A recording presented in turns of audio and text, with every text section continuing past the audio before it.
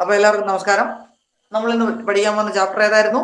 ഫിസിക്സിന്റെ അവസാന ഭാഗം അല്ലെ, ചാപ്റ്ററിന്റെ ഒന്നാമത്തെ ചാപ്റ്ററിന്റെ എഫക്ട്സ് ഓഫ് ഇലക്ട്രിക് അല്ലെങ്കിൽ വൈദ്യുത പ്രവാഹത്തിന്റെ ഫലങ്ങൾ എന്ന് പറയുന്ന ചാപ്റ്ററിന്റെ അവസാന ഭാഗം അല്ലെ, കൺസ്ട്രക്ഷൻ ഓഫ് LED ആണോ ഇതിലെ നമ്മൾ ഇനി പഠിക്കാനുള്ളേ? LED-കളുടെ നിർമ്മാണം ഇല്ലേ, ഹൗ ടു കൺസ്ട്രക്ട് LED-യുടെ പ്രത്യേകതകൾ എന്തൊക്കെയായിരുന്നു ഞാൻ കഴിഞ്ഞ ദിവസം പറഞ്ഞിട്ടുണ്ടായിരുന്നു. ഒന്ന് പറയാമോ ആർക്കെങ്കിലും? പറയാമോ എന്തായിരുന്നു LED-യുടെ പ്രത്യേകത? Low electricity charge. Low electrical energy അല്ലെ. അത് ഉപയോഗിച്ചുകൊണ്ടിരിക്കുന്ന കറണ്ട് വളരെ കുറച്ചാണ്. അത് ഉപയോഗിച്ചുകൊണ്ടിരിക്കുന്ന കറണ്ട് വളരെ വളരെ വളരെ കുറവായിരിക്കും. ആണോ? 9 വാട്ട്, 7 വാട്ട്, പിന്നെ അതുപോലെ തന്നെ 5 വാട്ടുകളിലൊക്കെ, 5 വാട്ട് എന്ന് പറഞ്ഞാൽ പവറാണ്. നമ്മൾ പവറിനെ പറ്റി പഠിച്ചതായിരുന്നു. അപ്പോ നമ്മൾ ക്ലാസ്സിൽ പറഞ്ഞാണ് പവറിനെ പറ്റി. അപ്പോ ഈ വളരെ കുറച്ച് പവർ, ഇങ്ങനെ വളരെ കുറച്ച് പവർ ഉപയോഗിക്കുന്ന ഡിവൈസുകളിൽ ഒന്നാണ് ആര്, അല്ലെങ്കിൽ ഉപകരണങ്ങളിൽ ഒന്നാണ് ആര്? LED. ഇനി LED-യുടെ പ്രവർത്തനം എങ്ങനെയായിരുന്നു? അതായത് LED എന്ന് പറഞ്ഞാൽ ഒരു ലൈറ്റ് എമിറ്റിംഗ് ഡയോഡ്. ഡയോഡ് എന്ന് പറഞ്ഞാൽ ഒരു കണ്ടക്ടിങ് എലമെന്റ് ആണ് കേട്ടോ. അത് നമ്മളെ ഒരു ചാലകമാണ്. ആ ചാലകത്തിന് ഒരു പ്രത്യേകതയുണ്ട്, ഒരു വശത്തേക്ക് മാത്രമേ കറണ്ട് കടത്തിവിടൂ. എന്താ പ്രത്യേകത? ഒരു വശത്തേക്ക് മാത്രം കറണ്ടിനെ കടത്തിവിടാൻ അനുവദിക്കുന്ന ഒരു ചാലകമാണ് ആര്? ഡയോഡുകൾ. ഓക്കെ, ഈ ഡയോഡുകളുടെ പ്രത്യേകത, ചില ഡയോഡുകളുണ്ട്, അവയിലൂടെ കറണ്ട് കടന്നു പോകുമ്പോൾ അവയ്ക്ക് എന്ത് ചെയ്യാനുള്ള കഴിവുണ്ട്? തന്നിൽ നിന്നും വെളിച്ചം പുറത്തേക്ക് പ്രവഹിപ്പിക്കുവാനുള്ള കഴിവ് LED-കൾക്കുണ്ട്. അപ്പൊ LED-കളുടെ ഈ കഴിവിനെയാണ്, അതും വളരെ കുറച്ച് കറണ്ടിൽ ആര് പ്രവർത്തിക്കും? LED-കൾ. ഈ ഒരു ഗുണത്തിനെയാണ് നമ്മൾ വെളിച്ചത്തിന് വേണ്ടി ഉപയോഗിച്ചിരിക്കുന്നത്. അപ്പൊ ആദ്യഘട്ടങ്ങളിലൊക്കെ പരീക്ഷിച്ച് നോക്കിയപ്പോൾ ഉണ്ടായിരുന്നൊരു പ്രശ്നം, 1-2 LED ചിപ്പുകൾ ഉപയോഗിച്ച്, അല്ലെങ്കിൽ LED-കൾ വളരെ ചെറുതാണ്, നമ്മൾ കാണാറുണ്ട്. അപ്പം ഇതിന്റെ ചെറിയ ചെറിയ ചിപ്പുകൾ ഉപയോഗിച്ച് വലിയ തോതിലുള്ള ലൈറ്റുകൾ നമുക്ക് കിട്ടുന്നില്ല. ആണോ? അതെ. അപ്പോൾ ആ ഒരു പ്രശ്നത്തെ പരിഹരിക്കാൻ ഒരു പാനൽ ഓഫ് LED, അല്ലെങ്കിൽ ഒരു കൂട്ടം LED-കളെ അറേഞ്ച് ചെയ്തു. അത് നമ്മൾ റെസിസ്റ്ററുകളെ അറേഞ്ച് ചെയ്ത പോലെ തന്നെ, റെസിസ്റ്റർ എന്ന് പറഞ്ഞാൽ ചാലകങ്ങൾ അല്ലെ, ചാലകങ്ങളെ അറേഞ്ച് ചെയ്തതുപോലെ തന്നെ എങ്ങനെ ഇവയും അറേഞ്ച് ചെയ്ത് നോക്കി? പാരലൽ ആയിട്ടും സീരീസിലായിട്ടും അറേഞ്ച് ചെയ്ത് നോക്കി. അങ്ങനെ അറേഞ്ച് ചെയ്ത് നോക്കിയിട്ട് പോലും അങ്ങനെ അറേഞ്ച് ചെയ്ത് നോക്കിയപ്പം ഏതിലായിരിക്കും കൂടുതൽ പ്രകാശം പുറത്തേക്ക് വന്നിട്ടുണ്ടാവും? സീരീസിലായിരിക്കുമോ പാരലലായിരിക്കുമോ? സീരീസിലായിരിക്കുമോ പാരലലായിരിക്കുമോ? അറിയില്ല. നമ്മൾ പഠിച്ചതല്ലേ, പാരലലിൽ കണക്ട് ചെയ്താൽ റെസിസ്റ്റൻസ് വളരെ കുറയും, സീരീസിൽ കണക്ട് ചെയ്താൽ റെസിസ്റ്റൻസ് കൂടുതലുമായിരിക്കും അല്ലെ, പ്രതിരോധം കൂടുതലായിരിക്കും. എങ്ങനെ കണക്ട് ചെയ്താൽ? ശ്രേണീ രൂപത്തിൽ കണക്ട് ചെയ്താൽ. നമ്മൾ പഠിച്ചാണോ? കഴിഞ്ഞ ക്ലാസ്സുകളിൽ നമ്മൾ പഠിച്ചാണ്, കഴിഞ്ഞല്ല കുറച്ച് ദിവസം മുമ്പുള്ള ക്ലാസ്സിൽ നമ്മൾ പഠിച്ചൊരു കാര്യമാണ്. അപ്പൊ ഈ ശ്രേണീ രൂപത്തിൽ കണക്ട് ചെയ്ത് കഴിഞ്ഞാൽ, അപ്പൊ LED-കളെയും ശ്രേണീ രൂപത്തിൽ കണക്ട് ചെയ്താൽ അതിനുണ്ടാവുന്ന പ്രകാശം കൂടുതലായിരിക്കും. അപ്പൊ ഇങ്ങനെ ശ്രേണീ രൂപത്തിൽ കണക്ട് ചെയ്ത ഒരു പാനൽ, ഈ പാനലിലൂടെ കറണ്ട് കടത്തിവിട്ടാണ് LED-യുടെ കൺസ്ട്രക്ഷൻ തുടങ്ങുന്നത്. ഓക്കെ, അപ്പൊ നമ്മൾക്ക് എങ്ങനെ വീട്ടിലൊരു LED ഉണ്ടാക്കാം? ഇതാണ് നമ്മുടെ ചോദ്യം, അല്ലെങ്കിൽ നമുക്ക് പഠിക്കാനുള്ള ഭാഗം. How to construct an LED bulb at our home അല്ലേ. നമ്മുടെ വീടുകളിൽ വ്യാവസായിക അടിസ്ഥാനത്തിലല്ല, നമ്മുടെ വീട്ടാവശ്യത്തിനനുസരിച്ച് നമുക്ക് എങ്ങനെ LED-കൾ ഇത് നമ്മൾ നിർമ്മിക്കുന്ന LED പുറത്ത് വിൽക്കുകയും ചെയ്യാം. ഓക്കെ, അപ്പോ എങ്ങനെ സൃഷ്ടിക്കാം, അല്ലെങ്കിൽ എങ്ങനെ നമുക്ക് ക്രിയേറ്റ് ചെയ്യാം? അപ്പൊ അപ്പോൾ നമുക്ക് വളരെ കുറച്ച് സാധനങ്ങൾ വാങ്ങിക്കേണ്ടതായിട്ടുണ്ട്. ഒന്ന്, ബേസ് യൂണിറ്റ്. എന്താണ് ബേസ് യൂണിറ്റ്? ഒന്നാമത്തെ വസ്തുവാണ് ബേസ് യൂണിറ്റ്, അല്ലെങ്കിൽ ബേസ് ഉപകരണം. ഇതിന്റെ ആവശ്യം എന്താണെന്ന് വെച്ചാൽ, നമ്മൾ വീടുകളിൽ നമ്മൾ ബൾബുകളൊക്കെ കണ്ടിട്ടുണ്ട് അല്ലെ, ബൾബിന്റെ ഒരു ഹോൾഡർ ഉണ്ട്, അതായത് ഭിത്തിയിൽ നമ്മൾ കണക്ട് ചെയ്യുന്ന ഭാഗം അല്ലെ. അപ്പൊ ആ കണക്ട് ചെയ്യാൻ വേണ്ടിയിട്ട് ഉപയോഗിക്കുന്ന അതേ ഭാഗം തന്നെയാണ് LED-കളുടെയും ബേസ് യൂണിറ്റ് എന്ന് പറയുന്നത്. ഇനി അടുത്തതാണ് ഹീറ്റ് സിങ്ക്. എന്താണ് ഹീറ്റ് സിങ്ക്? ഹീറ്റ് സിങ്കിന്റെ പ്രത്യേകത, അതിരിക്കുന്ന ഊർജം അല്ലെ. നമ്മൾ LED ശ്രദ്ധിച്ചു കഴിഞ്ഞാൽ LED-യുടെ ഒരു രൂപം ഞാൻ ജസ്റ്റ് ഒന്ന് വരയ്ക്കാം. ഉണ്ടാകും ഉണ്ടാകും അതിനുശേഷം നല്ല തൂവെള്ള കളറിൽ പാലിന്റെ നിറത്തില് എന്തുണ്ടാവുന്നതാണ് ഒരു പാത്രം ഉണ്ടാവും. ഇതിന്റെ അടിയിലാണ് മെറ്റൽ സിങ്ക് കണ്ട ഹോൾഡർ. ഇങ്ങനല്ലേ നമ്മുടെ ഇരിക്കുന്ന LED? ശരിയല്ലേ? ഇങ്ങനെയല്ലേ LED? ഒരു ചെറിയ മിനിയേച്ചർ രൂപം വരച്ചതാണ്. അതിൽ ഈ ഇരിക്കുന്ന ഭാഗം കണ്ടോ? ഈ ഭാഗത്തിനകത്ത് നോക്കിക്കഴിഞ്ഞാൽ ചെറിയൊരു തരം മെറ്റൽ അല്ലെങ്കിൽ ഒരു കുഞ്ഞു ലോഹം കൊണ്ട് സൃഷ്ടിച്ചിരിക്കുന്ന ഒരു ചെറിയ കവചം ഇതിനകത്തുണ്ടാകും. അതിനെയാണ് നമ്മൾ ഹീറ്റ് സിങ്ക് എന്ന് വിളിക്കുന്നത്. എന്തെന്ന് വിളിക്കും? Heat sink. ഹീറ്റ് സിങ്കിന്റെ ആവശ്യം എന്താണെന്ന് വെച്ചാൽ താപത്തെ അത് വല്ലാണ്ട് അങ്ങ് അബ്സോർവ് ചെയ്യും. ഇവിടെ നമുക്കറിയാം, ഇവിടെ പ്രവർത്തിക്കാൻ പോകുന്നത് കറണ്ട് ആണ് കടന്നു പോകുന്നത്. കറണ്ടിനെ ചാലകത്തിലൂടെ അല്ലെങ്കിൽ കണ്ടക്ടർ എലമെന്റ്സിലൂടെ കടത്തി വിട്ടാൽ അവിടെ എന്തുണ്ടാകുമെന്ന് നമ്മൾ പഠിച്ചു. ജൂൾസ് ലോയിൽ നമ്മൾ എന്ത് പഠിച്ചു? എന്തുണ്ടാകും? അക്കോർഡിംഗ് ടു ജൂൾസ് ലോ എന്തുണ്ടാകും? ആർക്കും അറിയില്ല. എന്നാ ഉണ്ടാവും? എന്താ അവിടെ സൃഷ്ടിക്കപ്പെടുന്നേ?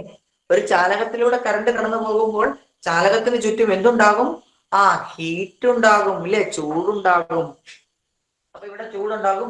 ഈ ചൂട് ഇതിൽ തങ്ങി നിന്നാൽ ഇത് കത്തിപ്പോകും. അപ്പൊ അത് തങ്ങി നിൽക്കാതെ പരമാവധി അതിന്റെ ഉള്ളിൽ ഉണ്ടാകുന്ന ചൂടിനെ വലിച്ചെടുത്ത് സറൗണ്ടിങ്സിലേക്ക് കൊടുക്കും. ഒത്തിരി ചൂടൊന്നും ഉണ്ടാവില്ല, ചെറിയ ചൂടേ ഉള്ളൂ. എന്നാലും അതുപോലും അവിടെ തങ്ങി നിൽക്കരുത് എന്ന് ആരാഗ്രഹിക്കുന്നു? ബൾബിന്റെ കൺസ്ട്രക്ടറായി നമ്മൾ ആഗ്രഹിക്കുന്നു.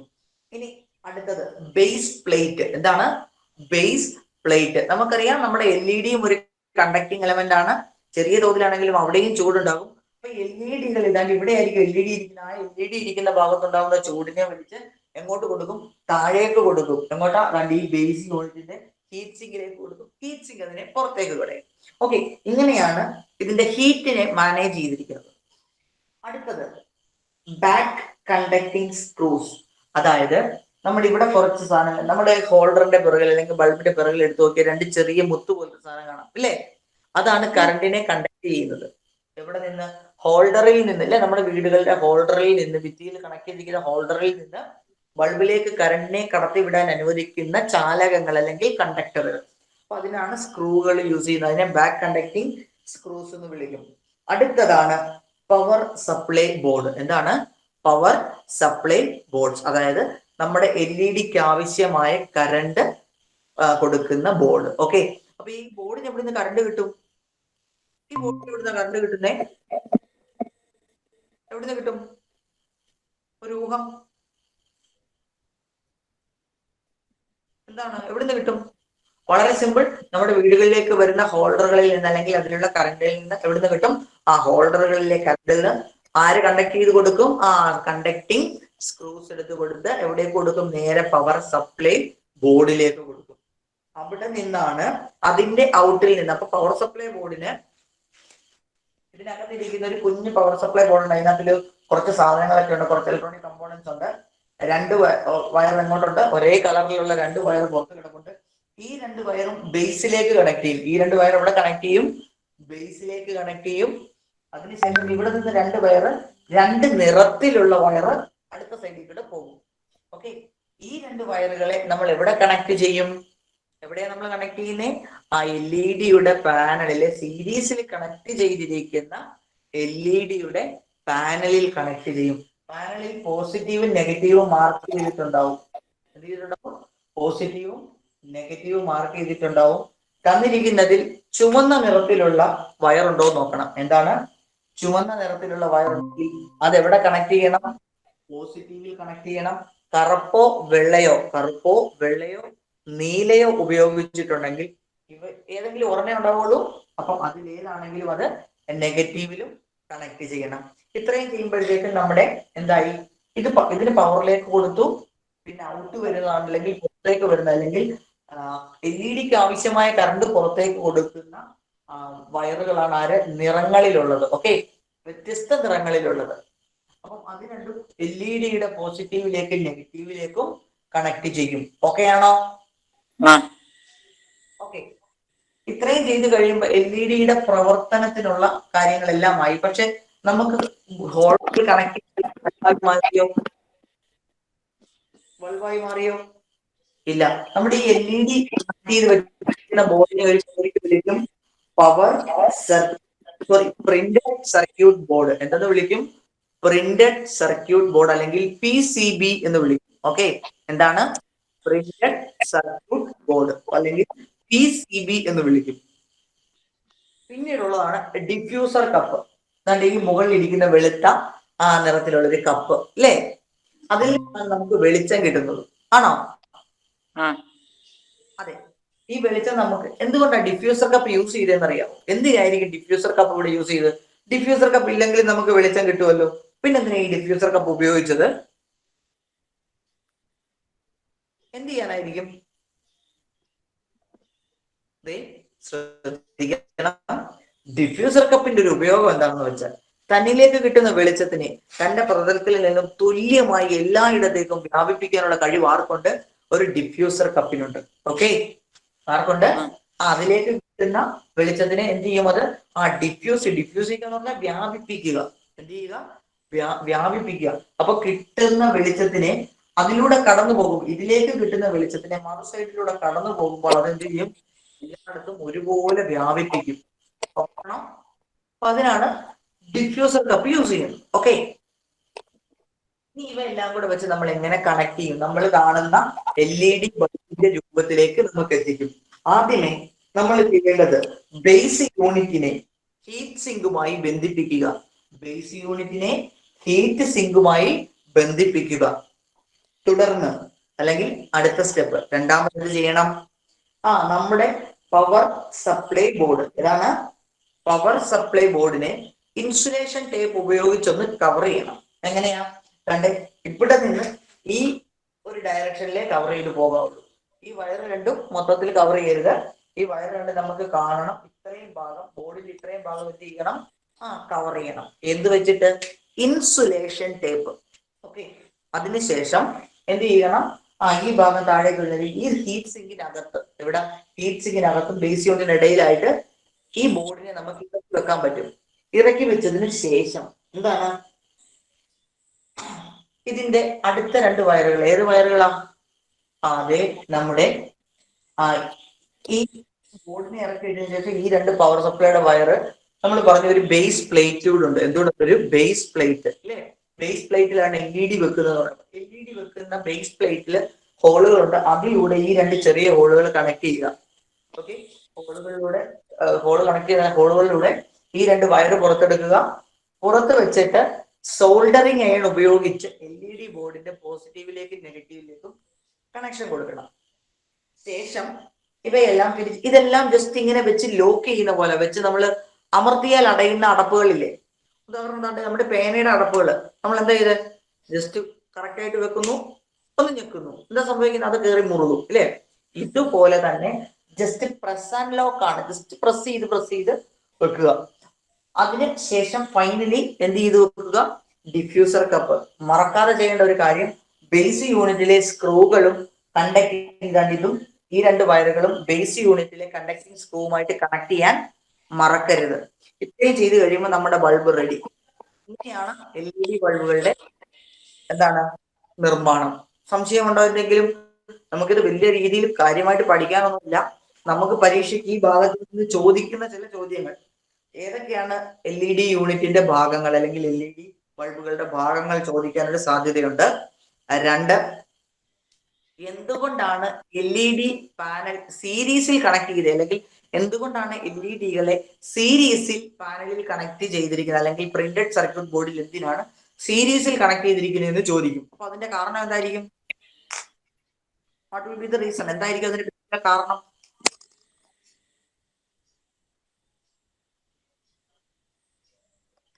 എന്തായിരിക്കും കാരണം? എന്തിനായിരുന്നു? കൂടുതൽ പ്രകാശം കിട്ടാൻ. എന്തിനായിരുന്നു? കൂടുതൽ പ്രകാശം കിട്ടാൻ. ഓക്കെ. അപ്പം പിന്നീട് നമ്മൾ മാത്രമല്ല, ഇതിനകത്തില് നമ്മുടെ പ്രിന്റഡ് സർക്യൂട്ട് ബോർഡ് എന്ന് പറയപ്പെടുന്ന PCB, പ്രിന്റഡ് സർക്യൂട്ട് ബോർഡായ PCB, അതായത് LED അടങ്ങുന്ന പാനൽ മായി ബന്ധിപ്പിക്കുമ്പോൾ LED-യുടെ പുറകിൽ LED ഇല്ലാത്ത ഭാഗത്ത് നിർബന്ധമായും ഹീറ്റ് സിങ്ക് കോമ്പൗണ്ട് എന്ന് പറയുന്ന ഒരു പേസ്റ്റ് ഉണ്ട്. ഒരു തരം പേസ്റ്റ് ആണ്. ഇവ തേക്കാൻ മറക്കരുത്. കാരണം ഹീറ്റ് സിങ്ക് കോമ്പൗണ്ടിന്റെ ഗുണം അല്ലെങ്കിൽ അതിന്റെ പ്രത്യേകത, എന്തിനാണ് ഹീറ്റ് സിങ്ക് കോമ്പൗണ്ട് ഉപയോഗിക്കുന്നത് ഒരു ചോദ്യം ചോദിക്കും. ഹീറ്റ് സിങ്ക് കോമ്പൗണ്ട് ഉപയോഗിച്ചു കഴിഞ്ഞാൽ ഹീറ്റ് സിങ്ക് കോമ്പൗണ്ട് ഇരിക്കുന്ന പ്രതലത്തിൽ അതിനോട് ഒരാൾ എപ്പോഴും ചൂടായിരിക്കും. ഓക്കെ, ആ ചൂടാകുന്ന ആളുടെ ചൂടിനെ വലിച്ചെടുത്ത് തൊട്ട് താഴെ ഇരിക്കുന്ന ആൾ അല്ലെങ്കിൽ അതിനോട് ചേർന്നിരിക്കുന്ന മറുപ്രതലം ഏതാണോ ആ പ്രതലത്തിലേക്ക് വളരെ വേഗത്തിൽ ചൂടിനെ എന്ത് ചെയ്യും, ട്രാൻസ്ഫർ ചെയ്യും അല്ലെങ്കിൽ കൈമാറ്റം ചെയ്യും. ഇതിനുള്ള ശേഷി ആർക്കുണ്ട്? ഹീറ്റ് സിങ്ക് കോമ്പൗണ്ട് എന്ന് പറയപ്പെടുന്ന കോമ്പൗണ്ടുകൾ, ഒരുതരം പേസ്റ്റ് ആണ്. ഓക്കെ, ഇവയ്ക്കുണ്ട്. ഇത്രയും സെറ്റ് ചെയ്തിട്ടാണ് നമ്മുടെ LED നിർമ്മിക്കുന്നത്. ഇങ്ങനെയാണ് നമ്മുടെ LED ഓക്കെ നമ്മൾ വർക്ക് ചെയ്യുന്നത്. ഓക്കെ ആണ്. ഇതിനകത്ത് ആർക്കെങ്കിലും ഡൗട്ട് ഉണ്ടോ? Construction of LED. ഓക്കെ, ഇത്രയുമാണ്. ജസ്റ്റ് എല്ലാ പാർട്സും കൃത്യമായിട്ട് സോൾഡർ ചെയ്ത് വെച്ചു എന്ന് ഉറപ്പുവരുത്തുക. അതിനുശേഷം ഡിഫ്യൂസർ കപ്പ് വെച്ച് അടച്ച് ഹോൾഡറിൽ കണക്ട് ചെയ്യുമ്പോൾ നമുക്ക് എന്ത് കിട്ടും? പ്രകാശം കിട്ടും, അല്ലേ? വളരെ ഏറെ വൈദ്യുതി കുറഞ്ഞ ചെലവിൽ നമുക്ക് എന്ത് കിട്ടും? നല്ല പ്രകാശം കിട്ടും. പക്ഷെ നിഴലിന്റെ ശല്യം ഉണ്ടാവുമോ? നിഴൽ ശല്യം ഉണ്ടാകുമോ LED-യിൽ? ഇല്ല, കുറവായിരിക്കും. ഇല്ല എന്ന് പറയാൻ പറ്റത്തില്ല. ഇതേ നോക്കിക്കേ, ബോർഡിന്റെ ഭാഗത്ത് എവിടെയെങ്കിലും എന്റെ നിഴല് കാണുന്നുണ്ടോ നിങ്ങൾ? എന്റെ കൈയുടെ നിഴല് ഇല്ല. ചെറുങ്ങനെ. ചെറുതായിട്ടാണ്. ചെറുതായിട്ട് കാണുന്നുണ്ട്. ഞാനിവിടെ നിങ്ങൾക്ക് എന്നെ കാണാൻ വേണ്ടി ഞാനിവിടെ ഇട്ടിരിക്കുന്ന ബൾബ് LED-യുടെ ബൾബാണ്. LED-യുടെ ട്യൂബാണ് ഇട്ടിരിക്കുന്നത്. LED-യുടെ ട്യൂബാണ്. ഓക്കെ, ഈ LED-യുടെ ട്യൂബ് ഇട്ടിട്ട് ഇത്രയും നിഴലുണ്ട്. അപ്പം നിഴൽ ഇല്ല എന്ന് പറയാൻ പറ്റത്തില്ല. നിഴൽ ഇല്ല എന്ന് പറയാൻ സാധിക്കില്ല. പക്ഷെ നിഴല് കുറവായിരിക്കും. പക്ഷെ നിഴല് CFL-കളെക്കാൾ കൂടുതലായിരിക്കും. ആരുടെ നിഴൽ? LED-കളുടെ നിഴൽ. CFL-നോളം നിഴലിനെ നശിപ്പിക്കാൻ ശേഷിയുള്ള പ്രകാശം വേറൊന്നും ഇല്ല. ഓക്കെ, ഓക്കെ ആണോ? ഓക്കെ, ഇനി അടുത്തൊരു പോയിന്റ്, അല്ലെങ്കിൽ ഇനി നമുക്ക് എങ്ങനെ റിപ്പയർ ചെയ്യാം. ഒരു പെട്ടെന്ന് വളരെ സമയം നമ്മൾ ഒരു ദിവസം നോക്കുമ്പോൾ നമ്മുടെ വീട്ടിലെ എന്താണ് LED നിന്ന് മിന്നി മിന്നി കത്തുന്നതായിട്ട് കാണാൻ പറ്റും. LED ബൾബ്, അല്ലേ? ശരിയാണോ? ഇത് നമ്മൾ വന്നു കഴിഞ്ഞാൽ നമ്മൾ സാധാരണ ബൾബ് എന്ത് ചെയ്യും? ഉപേക്ഷിക്കും, അല്ലേ?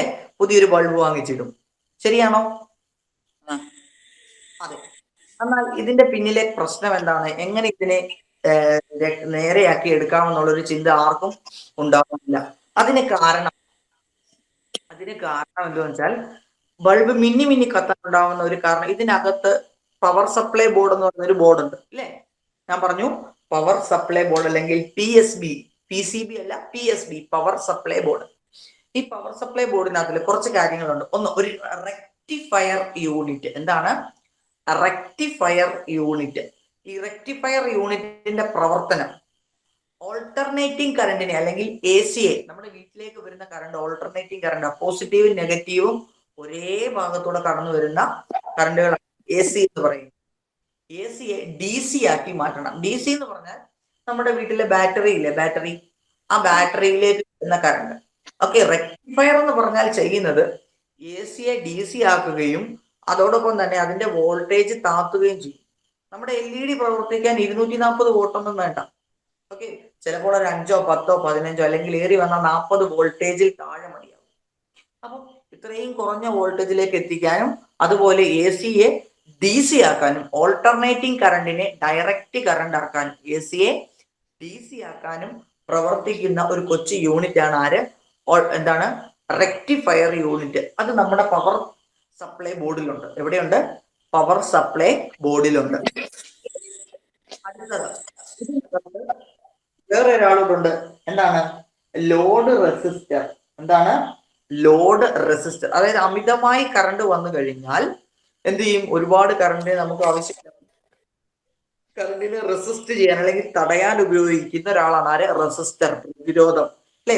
അപ്പൊ ഒരുപാട് കറണ്ട് കയറി വന്നാൽ അതിനെ തടയാൻ വേണ്ടിയിട്ടൊരു ലോഡ് റെസിസ്റ്റർ കണക്ട് ചെയ്തിട്ടുണ്ട്. പിന്നീട് ആരെ കണക്ട് ചെയ്തിട്ടുണ്ട്?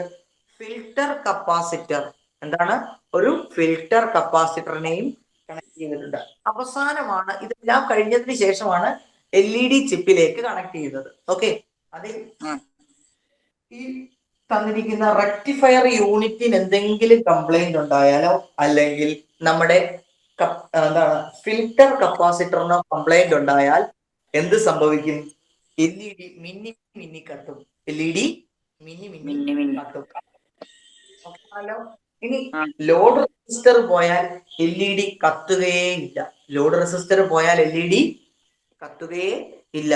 പകരം ഓരോ LED നശിച്ചു കൊണ്ടിരിക്കും. നശിച്ചു പോകാനുള്ള സാധ്യത, ഒറ്റയടിക്ക് അടിച്ചു പോകുക എന്ന് പറയും. ലോഡ് റെസിസ്റ്റർ പോയാൽ കൂട്ടത്തിൽ ആരും പോകും? LED പാനലും പോകും. Okay okay.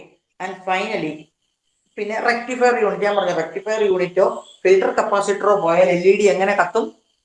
ഒന്നെങ്കിൽ മിന്നി മിന്നി കത്തും, അല്ലെങ്കിൽ കത്തില്ല. ഓക്കെ. ദെൻ ഏറ്റവും അവസാനം LED ഞാൻ പറഞ്ഞു സീരീസിലാണ് കണക്ട് ചെയ്തത്. എന്തിലാ കണക്ട് ചെയ്തിരിക്കുന്നത്? സീരീസിൽ. ഒന്നിന് പിറകിൽ ഒന്നായാണ് കണക്ട് ചെയ്തിരിക്കുന്നത്. ഒന്നിന്റെ പോസിറ്റീവ് മറ്റൊന്നിന്റെ നെഗറ്റീവുമായി കണക്ട് ചെയ്തിട്ടാണ് ഈ രൂപത്തിൽ. ഇങ്ങനെ കണക്ട് ചെയ്തിരിക്കുന്നതിൽ ഏതെങ്കിലും ഒരു LED കട്ടായി പോയാൽ, അല്ലെങ്കിൽ ഏതെങ്കിലും ഒരു LED ഷോർട്ട് ആയി പോയാൽ പിന്നീട് ആ ബൾബ് കത്തുവോ? ഇല്ല, ഇല്ല, കത്തില്ല. പിന്നീട് ആ ബൾബ് കത്തില്ല. അപ്പം എവിടെയാണ് പ്രശ്നം വരാനുള്ള സാധ്യതയുള്ള 4 ഭാഗങ്ങളാണ്. ഒന്നെങ്കിൽ റെക്ടിഫയർ, അല്ലെങ്കിൽ ലോഡ് റെസിസ്റ്റർ, അല്ലെങ്കിൽ എന്താണ് അമിത കറണ്ടിന് തടയാൻ ഉപയോഗിക്കുന്ന പ്രതിരോധം, 3 filter capacitor, 4 LED chip. Okay. ഇവയുടെ ഏതിനെങ്കിലും ഒരു കംപ്ലൈന്റ് ഉണ്ടോ എന്ന് നമ്മൾ നോക്കാൻ ഉപയോഗിക്കുന്ന ഉപകരണം മൾട്ടിമീറ്റർ ആണ്. എന്താണ്? മൾട്ടിമീറ്റർ ഉപയോഗിച്ച് ഇതിന്റെ കണ്ടിന്യൂറ്റി ചെക്ക് ചെയ്യാന്ന് പറയാം, അല്ലെങ്കിൽ ഇത് കണക്ഷൻ എല്ലാം കറക്റ്റ് ആണോ എന്ന് എപ്പോഴും ചെക്ക് ചെയ്ത് നോക്കാൻ വേണ്ടിയിട്ടാണ് ആരെ യൂസ് ചെയ്യുന്നത്? മൾട്ടിമീറ്റർ യൂസ് ചെയ്യുന്നത്. അപ്പൊ ഏതെങ്കിലും ഒരു ഭാഗത്തെ കണക്ഷൻ കറക്റ്റ് അല്ലെങ്കിൽ മൾട്ടിമീറ്റർ ഓൺ ആവത്തില്ല, മൾട്ടിമീറ്ററിൽ റീഡിങ് കാണിക്കത്തില്ല. അപ്പൊ മനസ്സിലാക്കാം ഏത് യൂണിറ്റിനാണ് കംപ്ലൈന്റ് എന്ന്. അപ്പൊ അങ്ങനെ കംപ്ലൈന്റ് ഉണ്ടെങ്കിൽ നമുക്ക് ഈ 4 ഭാഗങ്ങളിൽ ഏതെങ്കിലും ഒന്നാണെങ്കിൽ നമുക്ക് എന്ത് ചെയ്യാൻ പറ്റും? റീപ്ലേസ് ചെയ്യാൻ പറ്റും, അല്ലെങ്കിൽ നമുക്ക് മാറ്റിവെച്ച് നമ്മുടെ LED ബൾബുകളെ വീണ്ടും ഉപയോഗപ്രദമാക്കി മാറ്റാൻ സാധിക്കും. ഓക്കെ ആണോ? ഓക്കെയാണ്. അപ്പൊ ഇതിൽ ഏതൊക്കെ യൂണിറ്റുകൾക്കാണ് LEDയിലെ ഏതൊക്കെ യൂണിറ്റുകൾക്കാണ് പ്രശ്നങ്ങൾ സംഭവിക്കുക?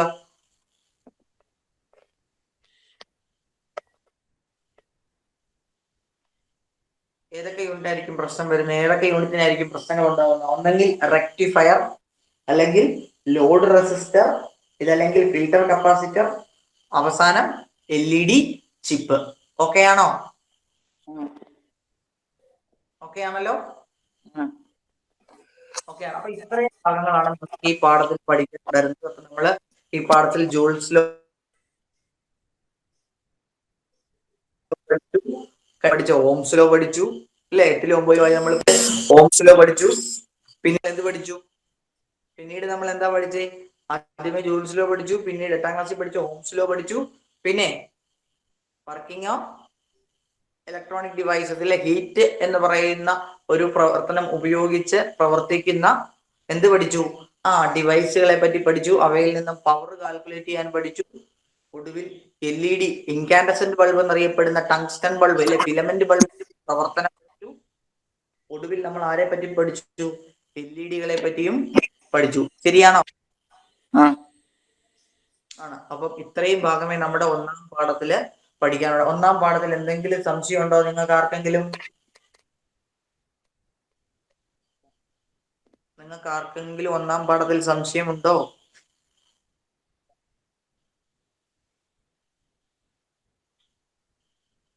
ആർക്കും സംശയമില്ല?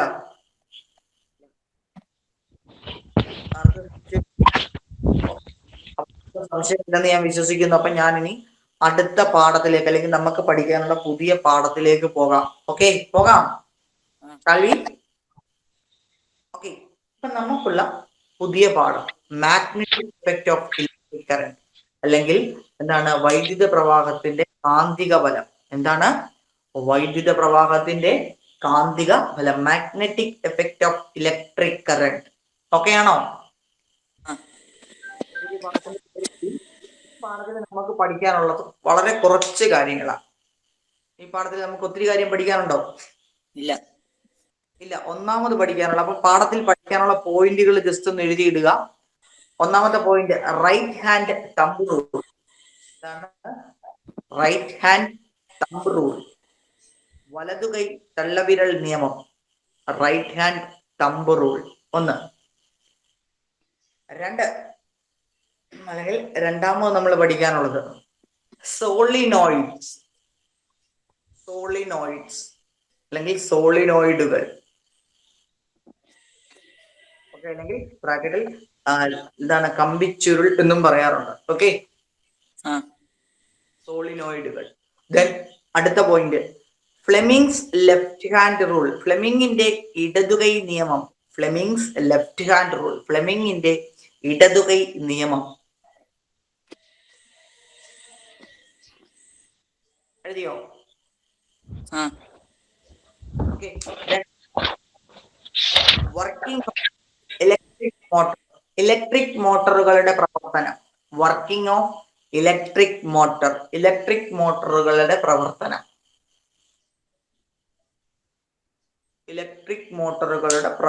Working of electric motor. And the last point അല്ലെങ്കിൽ അവസാനത്തെ point, the working of moving coil loudspeaker. ചലിക്കും ചുരുൾ ലൗഡ് സ്പീക്കറിന്റെ പ്രവർത്തനം.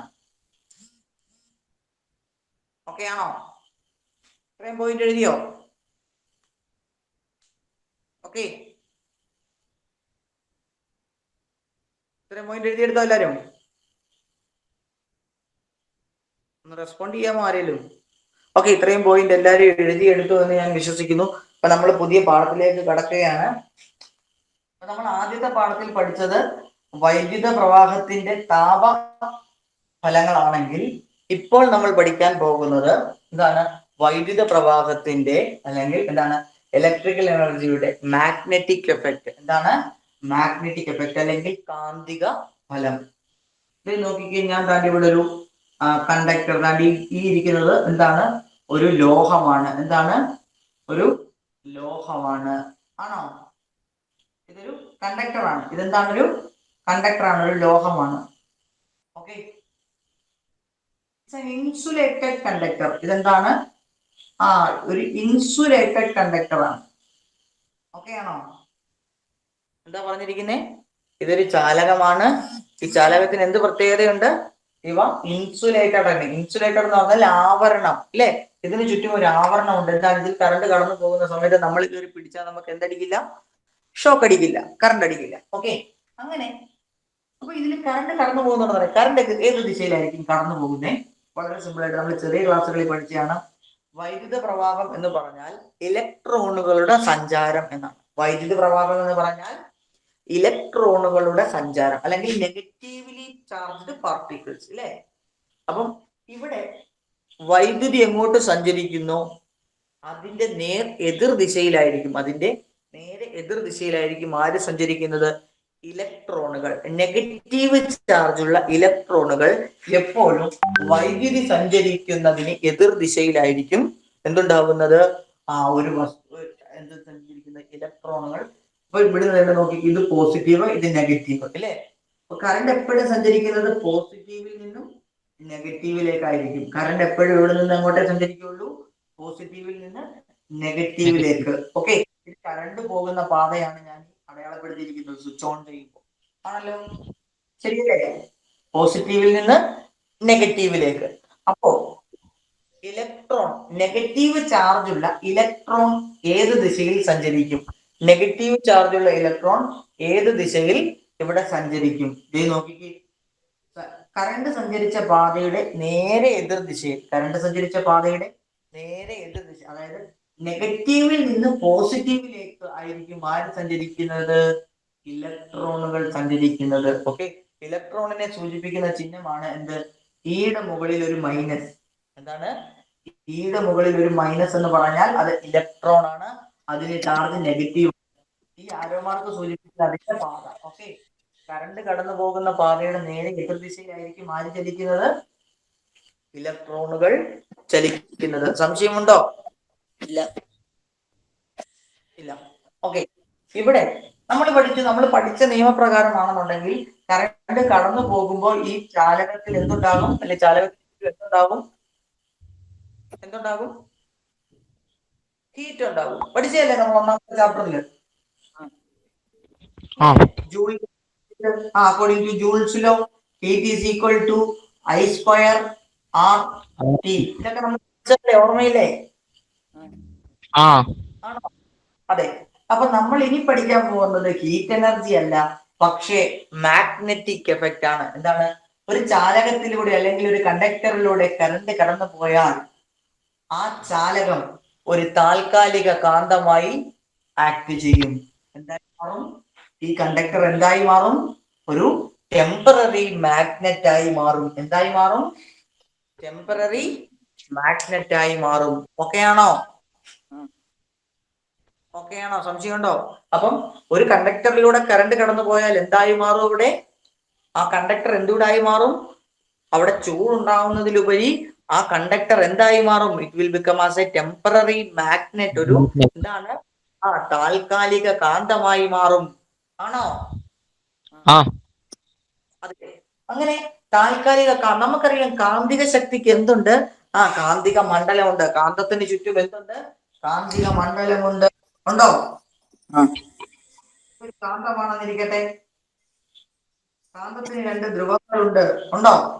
കാന്തത്തിന് രണ്ട് ധ്രുവങ്ങളുണ്ട്. ധ്രുവങ്ങൾ നോർത്തും സൗത്തും, സൗത്ത് ഇല്ലേ? ആ അപ്പൊ ആ ധ്രുവങ്ങളുണ്ട്. കാന്തിക മണ്ഡലം എന്ന് പറഞ്ഞാൽ an area which a magnet attracts a magnetic element, അല്ലെ? കാന്തിക ശക്തി എന്ത് ചെയ്യും? കാന്തിക ശക്തി എന്ന് പറഞ്ഞാൽ, കാന്തിക മണ്ഡലം എന്ന് പറഞ്ഞാൽ എന്താണ്? അതൊരു ഏരിയയാണ്, ഒരു സ്ഥലമാണ്. എന്താണ്? ആ സ്ഥലത്തിരിക്കുന്ന കാന്തത്താൽ ആകർഷിക്കപ്പെടുന്ന വസ്തുക്കളെ കാന്തത്തിന് ആകർഷിക്കാനുള്ള ശക്തി അവിടെ മാത്രമേ ഉണ്ടാവുള്ളൂ, അല്ലേ? ആണോ? കാന്തിക വലയത്തിൽ ഉണ്ടാകും, കാന്തിക ഫ്ലെക്സുകൾ ഉണ്ടാകും, മാഗ്നറ്റിക് ഫ്ലെക്സുകൾ ഉണ്ടാകും. ഉണ്ടാകുമോ? കാന്തിക വലയത്തിൽ എന്തുണ്ടാകും? മാഗ്നറ്റിക് ഫ്ലെക്സുകൾ, ഇല്ലേ? മാഗ്നറ്റിക് ഫ്ലെക്സ് ഉണ്ടാകും. ഇത് നോക്കിക്കേ, ഇവിടെ എന്തുണ്ട്? കാന്തിക മണ്ഡലമുണ്ട്. ആ കാന്തിക മണ്ഡലത്തിൽ ആരുണ്ട്? മാഗ്നറ്റിക് ഫ്ലെക്സുകളുണ്ട്. മാഗ്നറ്റിക് ഫ്ലെക്സുകൾക്ക് എന്തുകൊണ്ടുണ്ടാകും? അവയുടെ ദിശയും ഉണ്ടാകും. എന്തുകൊണ്ടുണ്ടാകും? അവയുടെ ദിശയും ഉണ്ടാകും. അപ്പൊ ഇതിന്റെ ദിശ എങ്ങോട്ടായിരിക്കും? എങ്ങോട്ടായിരിക്കും? ഡയറക്ഷൻ. ഇതിന്റെ ഡയറക്ഷൻ എങ്ങോട്ടായിരിക്കും? ഇത് എവിടെ നിന്ന് എങ്ങോട്ടേക്കായിരിക്കും ചലിക്കുന്നത് എപ്പോഴും? നമ്മൾ 8ാം ക്ലാസ്സിൽ പഠിച്ച ചില കാര്യങ്ങളാണ് ഇതെല്ലാം. എന്താണ്? നോർത്തിൽ നിന്ന് സൗത്തിലേക്ക്. എങ്ങോട്ടേക്കാ? നോർത്തിൽ നിന്ന് സൗത്തിലേക്കായിരിക്കും മാഗ്നറ്റിക് ഫ്ലെക്സുകളുടെ അല്ലെങ്കിൽ കാന്തിക ഫ്ലെക്സുകളുടെ ദിശ എന്ന് പറയുന്നത്. നോർത്തിൽ നിന്ന് ആരംഭിച്ച് അവ നേരെ എവിടെ എത്തും? തൊട്ടടുത്തുള്ള സൗത്തിലേക്കാണ് എത്തുക. ഓക്കെ ആണോ? ഓക്കെയാണ്. അപ്പോ നമ്മളോട് പറഞ്ഞിരിക്കുന്നത് find the direction of magnetic flex. എന്താണ്? കാന്തിക ഫ്ലെക്സുകളുടെ ദിശ കണ്ടെത്തണം. എവിടെ? ഒരു സ്ട്രെയിറ്റ് ലൈൻ കണ്ടക്ടറിലൂടെ കറണ്ട് കടന്നു പോകുമ്പോ നമ്മൾ പറഞ്ഞു, ഒരു സ്ട്രെയിറ്റ് ലൈൻ കണ്ടക്ടറിലൂടെ കറണ്ട് കടന്നു പോയാൽ അത് എന്തായി മാറും? ഒരു കാന്തമായി മാറും. എന്തായി മാറും? ഒരു കാന്തമായി മാറും. അങ്ങനെ മാറുന്ന കാന്തത്തിന് എന്തുണ്ടാകും? ഫ്ലെക്സുകൾ ഉണ്ടാകും. ഉണ്ടാകുമോ? ഉണ്ടാകും. അപ്പൊ ആ ഫ്ലെക്സിന് എന്ത് വേണം? ഒരു ദിശ വേണം. ഫ്ലെക്സിന് എന്ത് വേണം? ഒരു ദിശ വേണം. വേണോ? അപ്പോ ആ ഫ്ലെക്സിന്റെ ദിശ നമ്മൾ എങ്ങനെ കണ്ടെത്തും? How to find? അപ്പൊ അതിനു വേണ്ടിയിട്ടാണ് നമ്മൾ റൈറ്റ് ഹാൻഡ് തമ്പ് റൂൾ എന്ന് പറയുന്ന നിയമം പഠിക്കുന്നത്. ഏതാണ് പഠിക്കുന്നത്? റൈറ്റ് ഹാൻഡ് തമ്പ് റൂൾ, വലവിരൽ നിയമം. ഓക്കെ ആണോ? ഇത് നോക്കിക്കേ, ഈ കടന്നു പോകുന്ന ചാലകത്തിനെ ഞാൻ എന്റെ കൈകളിൽ എടുത്തു. ഇത് നോക്കിക്കേ, കണ്ടിതാണ് ആ ചാലകം. കണ്ടോ? എന്റെ കയ്യിലിരിക്കുന്ന പേന ആ ചാലകമാണെന്ന് നിങ്ങൾ വിചാരിക്കുക. കണ്ടല്ലോ? ഇനി കറണ്ട് കടന്നു പോകുന്ന ദിശയിലേക്കാണ് ഇതിന്റെ മൊന സൂചിപ്പിക്കുന്നത്. കണ്ടോ? ഓക്കെ, കറണ്ട് കടന്നു പോകുന്ന ദിശയിലാണ് ഇതിന്റെ മൊനയുള്ളത്. അപ്പം ഞാൻ എന്ത് ചെയ്തു? തള്ളവിരൽ കറണ്ട് കടന്നു പോകുന്ന ദിശയ്ക്ക് എന്താണ് ആസ്പദമാക്കി മറ്റ് 4 വിരലുകൾ കൊണ്ട് ചാലകത്തിനെ ചുറ്റിപ്പിടിച്ചു. കണ്ടോ? തള്ളവിരൽ എന്ത് സൂചിപ്പിക്കുന്നു? കറണ്ട് കടന്നു പോകുന്ന ദിശയെ.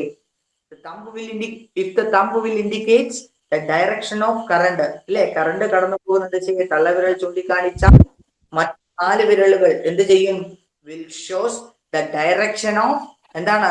Magnetic flex. കാന്തിക ഫ്ലെക്സുകളുടെ ദിശയെ ചുറ്റിപ്പിടിച്ചിരിക്കുന്ന മറ്റ് 4 വിരലുകൾ കാണിക്കും. ഓക്കെ? അപ്പം ഇവിടെ നോക്കിക്കേ, ഇവിടെ എങ്ങനെയായിരിക്കും ഫ്ലെക്സുകളുടെ ഡയറക്ഷൻ? ഈ കണ്ടക്ടറിൽ, ഈ ചാലകത്തിന്റെ കറണ്ട് ഇങ്ങനെ പോകുന്നേ. അപ്പൊ മറ്റു 4 വിരലുകൾ ചുറ്റി പിടിച്ചിരിക്കുന്നത് ഈ ദിശയാ. കണ്ടോ? നോക്കിക്കേ, കണ്ടോ? താഴേക്ക്. കണ്ടോ? മാഗ്നറ്റിക് ഫ്ലെക്സുകളുടെ ഡയറക്ഷൻ കണ്ടോ? കണ്ടോ? ഇതാണ് എന്ത്? മാഗ്നറ്റിക് ഫ്ലെക്സുകളുടെ ഡയറക്ഷൻ. ഒരു സ്ട്രെയിറ്റ് ലൈൻ കണ്ടക്ടറിലൂടെ കടന്നു പോയാൽ, കറണ്ട് കടന്നു പോയാൽ അതൊരു താൽക്കാലിക കാന്തമായി മാറുകയും ആ കാന്തത്തിന്റെ എന്താണ് മാഗ്നറ്റിക് ഫ്ലെക്സുകളുടെ അല്ലെ കാന്തിക ഫ്ലെക്സുകളുടെ ദിശയെ അറിയാൻ നമ്മൾ പഠിച്ച നിയമമാണ് എന്ത്? വലതുകൈ തള്ളവിരൽ നിയമം. വലതുകൈ തള്ളവിരൽ നിയമം. ഓക്കെ, ഈ തള്ളവിരൽ നിയമം നമുക്കൊന്ന് എഴുതണ്ടേ? ആ, നമ്മളുടെ വലതുകൈ കൊണ്ട് കറണ്ട് കടന്നു പോകുന്ന ചാലകത്തിനെ, നമ്മുടെ വലതുകൈ കൊണ്ട് കറണ്ട് കടന്നു പോകുന്ന ചാലകത്തിനെ ചുറ്റിപ്പിടിക്കുക. എന്തോ കേൾക്കുന്നുണ്ടോ? ഇംഗ്ലീഷ് പറഞ്ഞിട്ടില്ല കുറച്ച് കഴിഞ്ഞിട്ട്. ഇംഗ്ലീഷിലും പറഞ്ഞുതരും, ഇംഗ്ലീഷിലും പറഞ്ഞുതരും. ഓക്കെ, മലയാളം മീഡിയം എവിടെ വരെ എഴുതിയ മോനെ? മലയാളം മീഡിയം. മോനെ എവിടെ വരെ എഴുതിയത്? സാർ ഇപ്പൊ പറഞ്ഞ അർത്ഥം വരെ ഞാൻ എഴുതി. ഇവിടെ വരെ. അത് കടന്നു പോകുന്ന ചാലകത്തിനെ വലത് കൈ കൊണ്ട് പിടിക്കുക. എങ്ങനെ പിടിക്കണം? എങ്ങനെയാണ്? 4 വിരലുകൾ ചുറ്റിപ്പിടിച്ച് തള്ളവിരൽ എന്തിനെ സൂചിപ്പിക്കണം? കറണ്ട് കടന്നു പോകുന്ന ദിശയെ തള്ളവിരൽ സൂചിപ്പിക്കുന്ന രീതിയിൽ ചുറ്റിപ്പിടിക്കുക. കറണ്ട് കടന്നു പോകുന്ന ദിശയെ തള്ളവിരൽ സൂചിപ്പിക്കുന്ന രീതിയിൽ ചുറ്റിപ്പിടിക്കുക. അങ്ങനെയാണെങ്കിൽ മറ്റ് 4 വിരലുകൾ കാന്തിക ഫ്ലെക്സിന്റെ ദിശയെ സൂചിപ്പിക്കും. കാന്തിക ഫ്ലെക്സിന്റെ ദിശയെ സൂചിപ്പിക്കും. ഓക്കെ, ഇംഗ്ലീഷ് മീഡിയംകാരൻ മോൻ എഴുതിക്കോ, അക്മൽ എഴുതിക്കോ. Hold the conductor in such a way that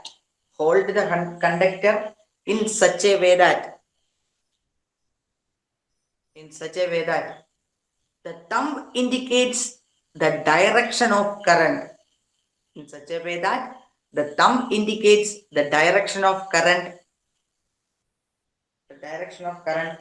and the other 4 fingers will indicate the direction of magnetic field. Then the other 4 fingers will indicate the direction of magnetic field അല്ലെങ്കിൽ magnetic flux. Okay ആണോ? എഴുതിയെടുത്തോ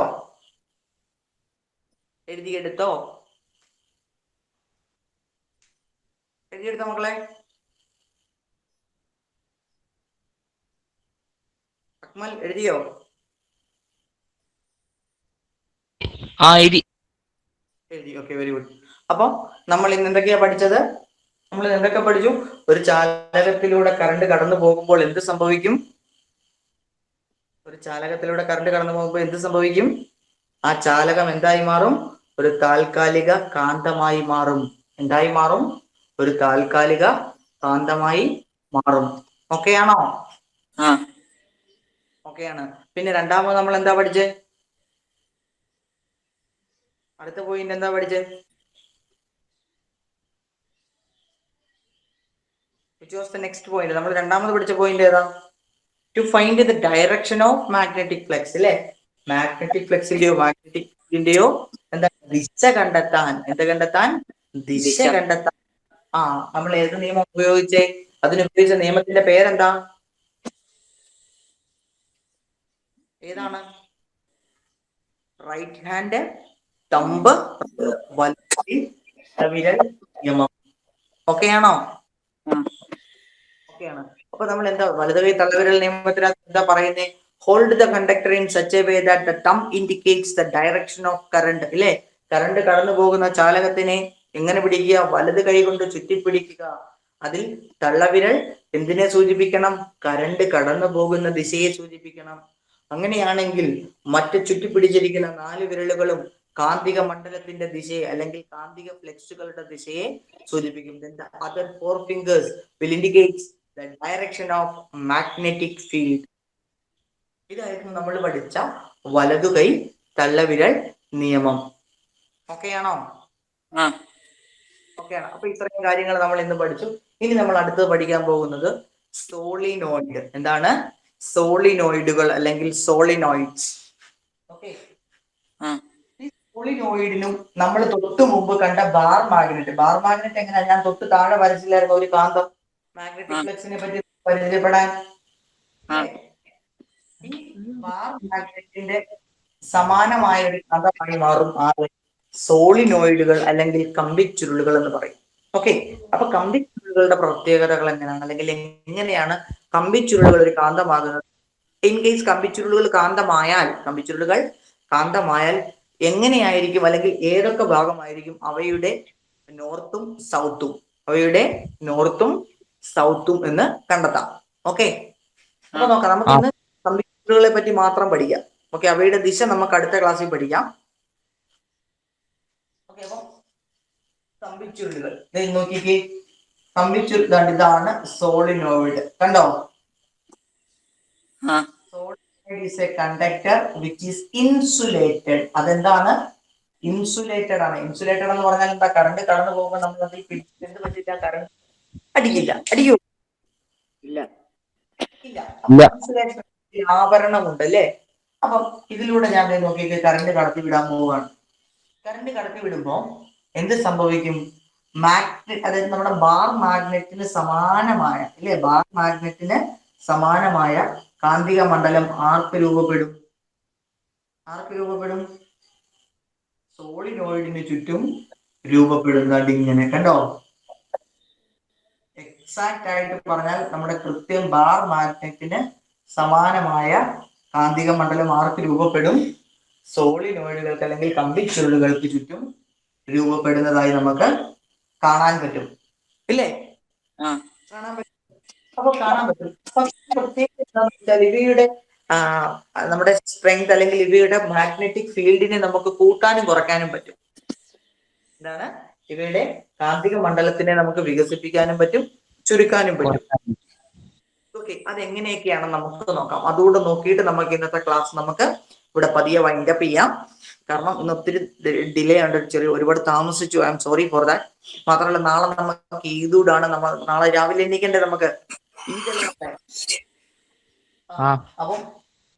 അപ്പൊ നമുക്ക് എന്ത് ചെയ്യാം, ഇന്ന് ചെറിയ കുറച്ച് പോയിന്റിലൂടെ പഠിച്ചിട്ട് നമുക്ക് പതിയെ വൈൻഡപ്പ് ചെയ്യാം. ഓക്കെ, അപ്പൊ എങ്ങനെ ഈ സോളിനോയിഡ് കൊണ്ടുണ്ടാക്കിയ താൽക്കാലിക മാഗ്നറ്റിന്റെ എന്തിനെ കൂട്ടാം? സ്ട്രെങ്തിനെ കൂട്ടാം. ഓക്കെ, വളരെ സിമ്പിൾ ആണ്. കൊടുക്കുന്ന കറണ്ടിന്റെ ഇന്റൻസിറ്റി കൂട്ടിക്കൊടുക്കുക. അല്ലെങ്കിൽ കറണ്ട് ആംപിയർ കൂട്ടിക്കൊടുക്കുക. ഓക്കെ, കറണ്ടിന്റെ ഐ അല്ലെങ്കിൽ ഇന്റൻസിറ്റി, തീവ്രത കൂടിയാൽ ആരും കൂടും? കാന്തിക മണ്ഡലത്തിന്റെ തീവ്രത കൂടും. ആര് കൂടിയാലാ?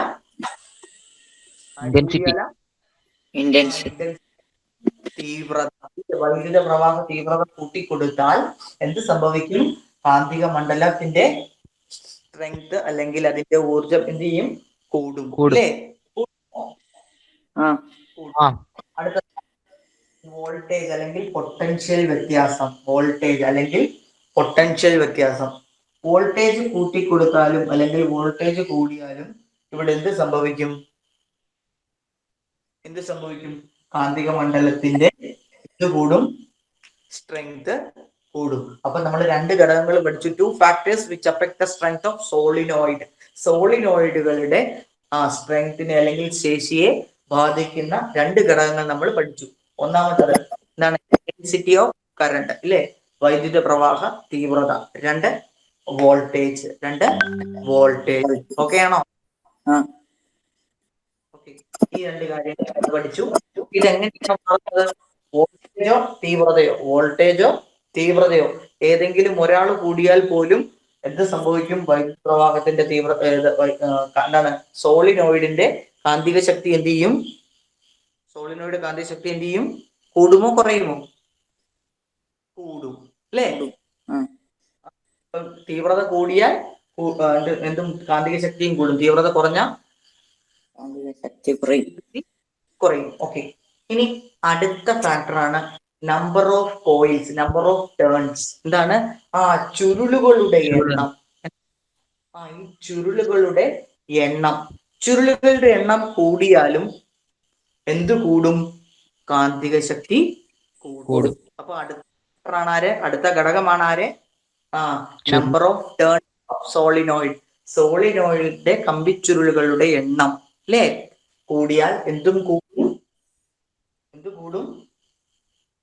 കാന്തിക ശേഷി അല്ലെങ്കിൽ കാന്തിക ശക്തി കൂടും. മാഗ്നറ്റിക് ഫീൽഡ് വികസിക്കും. മാഗ്നറ്റിക് ഫ്ലക്സുകളുടെ എണ്ണം കൂടും. ഓക്കെയാണ്? ഓക്കെ. Last point. ഇനി നമ്മൾ ഇവിടെ ഉപയോഗിക്കാൻ പോകുന്ന ഒരു നാലാമത്തെ ഒരാളെയാണ്. പുതിയൊരാളെ ഉപയോഗിച്ച് how to increase the strength of solenoid using a third element. അല്ലെങ്കിൽ പുതിയൊരാളെ ഉപയോഗിച്ച് എങ്ങനെ എന്ത് കൂട്ടാം? സോളിനോയിഡിന്റെ തീവ്രത കൂട്ടാം. എന്തായിരിക്കും? ഒന്നും വേണ്ട, ഒരു പച്ചിരിമ്പ് അല്ലെങ്കിൽ എന്താണ് ഒരു അയൺ റോഡ് അല്ലേ? ഒരു അയൺ റോഡ്. അപ്പം അയൺ റോഡ് എന്ന് പറഞ്ഞാൽ പച്ചിരിമ്പ് ദണ്ടെന്ന് പറഞ്ഞാൽ എന്താ? ദണ്ടിന്റെ ഉള്ളു പൊള്ളയാണോ? അല്ല, ദണ്ടിന്റെ ഉള്ളു പൊള്ളയല്ല. ഫിൽഡ് ആയിട്ടിരിക്കുന്ന കമ്പി. നമ്മൾ കമ്പിയില്ലേ? ഓക്കെ, ഒരു കണ്ടക്ടിങ് ആണ് കമ്പി. ഒരു കണ്ടക്ടറാണ് ആ ദണ്ട് അല്ലെങ്കിൽ അയൺ റോഡ് നമ്മൾ എവിടെ വെക്കണം? ഈ സോളിനോയിഡിന്റെ ഉള്ളിൽ പ്ലേസ് ചെയ്താൽ അല്ലെങ്കിൽ ഈ സോളിനോയിഡിന്റെ ഉള്ളിൽ കടത്തി വിട്ടാൽ എന്ത് സംഭവിക്കും? വൈദ്യുത പ്രവാഹം മൂലം എന്താണ്? കാന്തമായ സോളിനോയിഡിന്റെ തീവ്രത കൂടും. The strength of solenoid will increase if you place എന്താണ് an iron piece അല്ലെ? ഒരു അയൺ പീസ് അല്ലെങ്കിൽ അയൺ റോഡ് എവിടെ വെക്കണം? സോളിനോയിഡിനകത്ത്. എവിടെ? സോളിനോയിഡിന് അകത്ത് നമ്മൾ വെച്ചാൽ എന്ത് സംഭവിക്കും? തീവ്രത. എന്തിന്റെ തീവ്രത? സോളിനോയിഡിന്റെ കാന്തിക ശക്തി. ആരുടെയാ? സോളിനോയിഡിന്റെ കാന്തിക ശക്തി കൂടും. ഓക്കെ ആണോ? അപ്പൊ ഏതൊക്കെയായിരുന്നു 4 നമ്മൾ പഠിച്ചത്? ഏതൊക്കെയായിരുന്നു 4 ഫാക്ടേഴ്സ് നമ്മൾ പഠിച്ചത്? പറഞ്ഞ ഘടകങ്ങൾ ഏതൊക്കെയാ? സോളിനോയിഡിന്റെ തീവ്രതയെ കൂട്ടാൻ ഉപയോഗിക്കുന്ന ഘടകങ്ങൾ ഏതൊക്കെയാ? വോൾട്ടേജ്.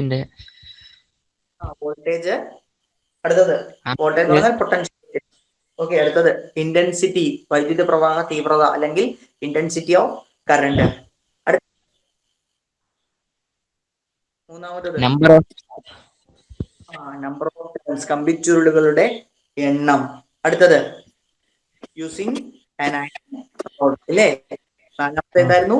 Using iron road. ഒരു പച്ചിരിമ്പോ അല്ലെങ്കിൽ മറ്റൊരു ലോഹമോ എവിടെ വെക്കണം? നമ്മുടെ സോളിനോയിഡ് ഉള്ളിൽ വെച്ചാൽ സംഭവിക്കും? എന്താണ്? ഇതിന്റെ മാഗ്നറ്റിക് ഫീൽഡ് അല്ലെങ്കിൽ കാന്തിക തീവ്രത കൂടും. ഓക്കെയാണോ? ഇന്ന് പഠിച്ച കാര്യങ്ങൾ എല്ലാവർക്കും മനസ്സിലായോ? മനസ്സിലായി.